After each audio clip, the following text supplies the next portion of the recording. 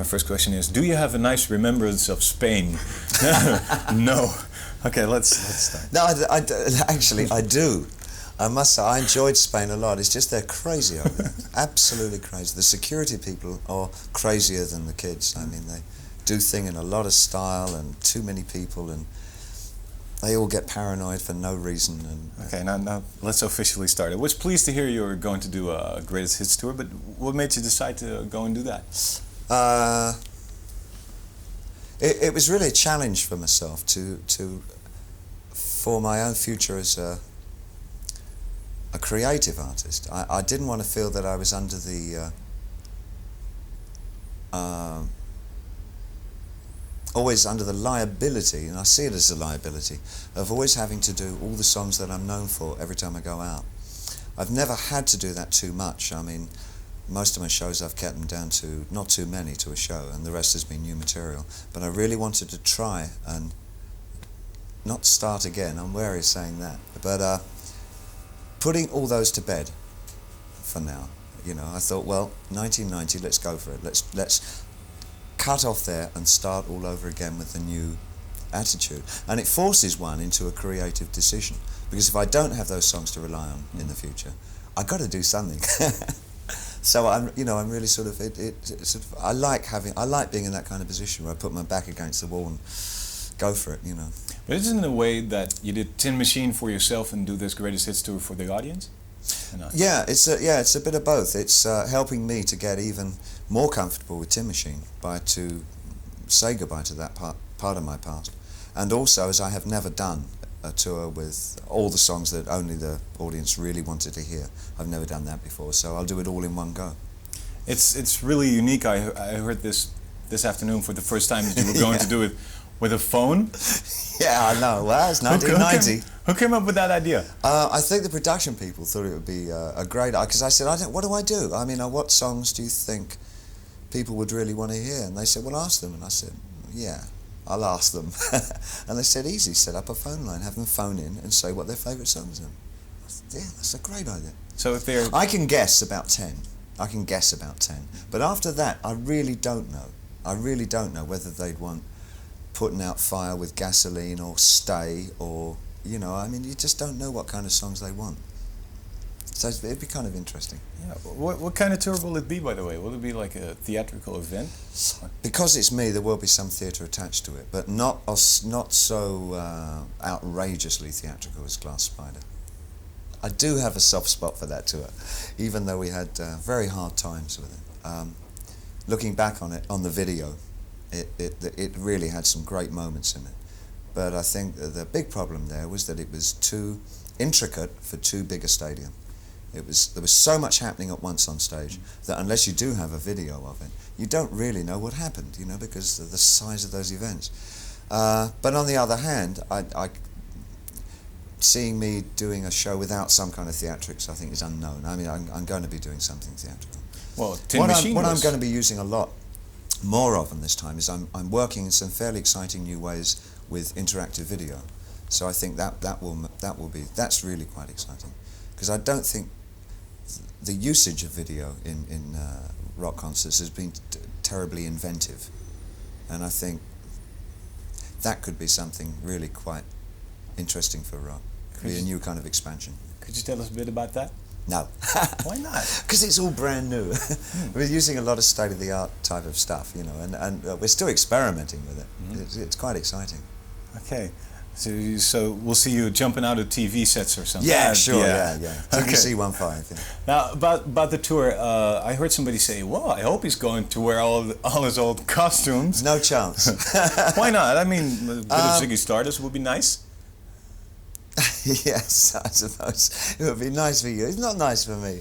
I can't really feel that that's real anymore. I mean, that really just would be dressing up for the sake of it. I can get behind the songs and I can translate them into a way that's new for stage. I think, and because of Adrian's participation, Adrian Ballou, what I said to him is that he wanted a brief on how we should approach the songs. And I said, well, look, don't just ape the recorded material. Play them the way that you, Adrian Ballou Band, would approach those songs. And so some of them have taken on a new kind of feeling, absolutely, from Adrian, from the way that he would approach something. So he'll take something like Ziggy Stardust and play it in a way that's never been played before. But I must say that the thing has a very, because there are only 4 of us, I think it has a very tight band sound, something that I've been getting happier and happier with over the last while. You think it wouldn't be hard to make it sound like you want to with 4 people? It won't sound the same as it would have sounded, say for instance, Life on Mars doesn't have an orchestra with it, because we don't have an orchestra with us. But it sounds and changes, sound really kind of funky and tight, and the real kind of grit, the actual skeleton of what the songs are all about, without all the superfluous orchestration. And as far as some of the more electronic sounds of the later material, like the mid-70s stuff, when it got kind of started getting into computers and synthesizers and all that, and the ENOS things. Adrian's very at home in that because he participated on some of that stuff, like the Lodger album, and the 78 tour, which was very much an illustration of the Low Heroes Lodger style of music. So he's got everything covered, I think. And I'm playing guitar and saxophone, yeah. I'm playing saxophone. Now, you certainly did have a lot of different styles. Isn't it hard to go out and explain it all the time to the press and people why you're doing this and why you're doing that? Yeah, I try and explain as little as possible because I don't think it adds that much. You know, I think the show is either good and the songs are either great and they stand up, or it isn't and they aren't. So, I mean, any amount of talking a performance up or talking a show up or talking a song up really is of no account when it comes down to, is it any good? And I think what we're doing is really good. Is it always you who decides which way you're going, or do you talk to the Yeah. No, it's always been, that's probably been any problem that I've had with record companies, that I don't do the obvious route. I mean, if I make an album and it's successful, I never do an album, the next album is nothing like it, which depresses a lot of the companies that I've been with. But it's given me a lot of fun and a lot of freedom to, as an artist, to explore all kinds of avenues of music. But isn't it sometimes hard, you know, having to look for something else in a way? Only if you feel that you've got to do that. I mean, if you're like me, who gets bored very quickly with an idea, it's a luxury to be able to say, we've done that, let's do this, you know. God, this is exciting, let's do this. But you've got to do that. No, I'm not going to do that, let's do that. That's much better. So that's, for me, it's fun. So in that way, commercial success isn't really important to you, or? No. It's nice when it happens. It's great when it happens, but it's not. It never has been the zenith of my ambition. I've been very fortunate in as much that a lot of the things that I've come up with as songs and ideas and concepts have had an appeal. Now, it might have been a limited appeal compared to a lot of other artists, but I've had my fair share of success, and I'm incredibly grateful about that, but it doesn't run my life. Yeah. But when you start off, I mean, the pressure of a record company can be really... in the very beginning, yeah. I'm amazed that I got away with what I did. I had nobody, because I think, because they never had any better ideas for me. They just said, well, yes, all right, we'll put that out then. This, what you mean with the red hair and and those shoes? You want to go with those shoes? You really want to go with the shoes, David? Yeah, I want to go with the shoes. I never had a problem with that. The only time I really had a problem with a company was back in the days with RCA, when I'd finished Young Americans, and they had such a big album with that album that they just couldn't come to terms with what I was going to be doing next. And when they heard things like Low and Heroes, I mean, I got such depressing... well, they weren't faxes in those days. They were what was telexes. What was before faxes, son? Yeah, telexes. Pigeons. Yeah, in those days, pigeons. They sent a pigeon with a note round its leg that said, "Please go back into Sigma and get funky again and do that kind." I mean, they literally sent me a telex asking me to go back to Philadelphia and record there. We can't stand your new music. What are you trying to do? You know, I said, I'm trying to have fun and keep active and be inventive and just explore music. I don't want to do another Young Americans. I did it already. You know, I did it. What's this laughing gnome following you around all the time? Because it keeps on coming up everywhere. Well, everybody's got one. Yeah, I think so. And that's mine. Well, you can't escape it. You better play it. All right. Now, your first If hit? that is on the list, I'm going to be terrified. I'm looking forward to that. Yeah, Looking thanks. forward to the video effects combined with the laughing gnome there. Now, talking about your first hit. We'll hire Jim Henson to... Yeah, right. After Labyrinth would be nice. There you go. Space Oddity, 69. Do you remember a lot of things around that? I mean... Let me see. I think that the one major thing that I remember from that, at the time that I was writing and recording around that period,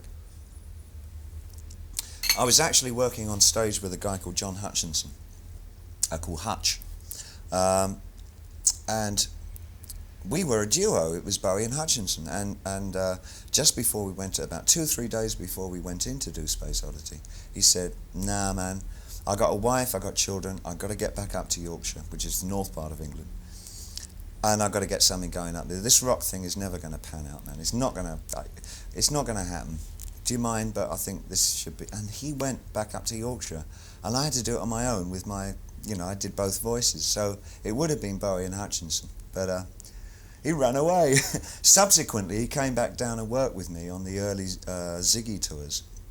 He played second rhythm guitar for a couple of tours there. So, he got a little something out of it. But I don't know how he feels about that today. But he was fine about it. He said, "Well, it's my decision.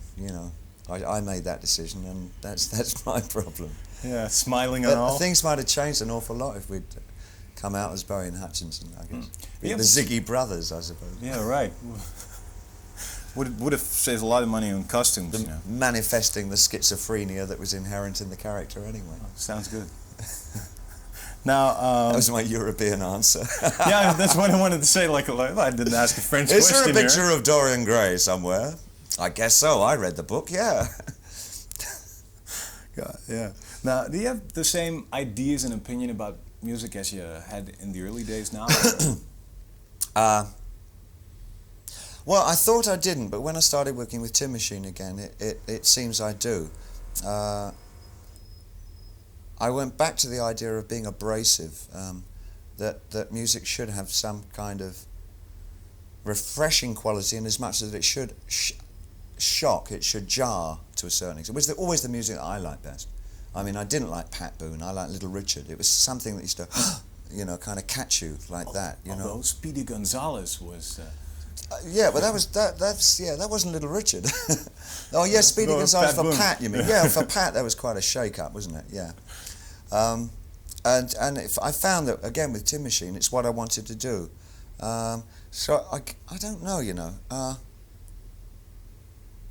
No, I've not really changed my mind much about what I want from music or what I want to give to music.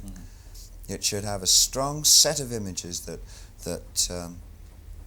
have you questioning your own ideas about art or music, and it should have an aggressive factor somewhere in it.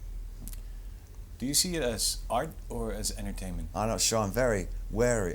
Having spent a lot of time in Indonesia over the last while, where they don't have a word for art.